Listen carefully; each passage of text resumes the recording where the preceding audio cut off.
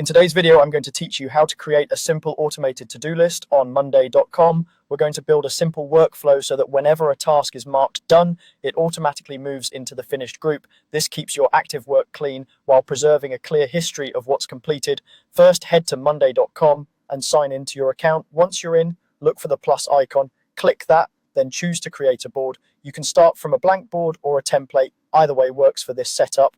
If you already have a board you want to use, you can stay on that board. Before we automate anything, remember the goal. When a task status changes to done, it should move to the finished group. With your board open, click Automate in the top bar. This opens the automation center.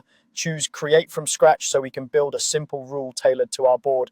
In the automation builder, click where it says when this happens to choose a trigger. Select the option that says status changes to something. This means the rule will fire when the status column on an item is updated to a specific value. Now move to the second half and click then do this to define the result. From the list of actions, choose Move Item to Group. That tells monday.com what to do when the trigger occurs. Next, we'll fine-tune the trigger.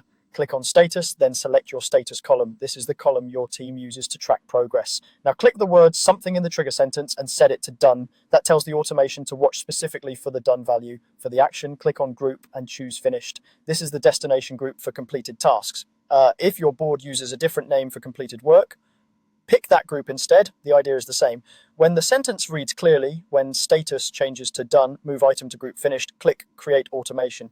Your rule is now active. Let's test it. Open any task on your board and change its status to done. In a moment, you should see that task automatically move into the finished group. That confirms the automation is working as intended. If you don't see movement right away, refresh your board and double check that you selected the correct status column and the correct group name. Also ensure the automation is turned on. That's it. Your to-do list now organizes itself. As you and your team update tasks to done, they'll glide into finished automatically, keeping your board tidy and your focus on what's next.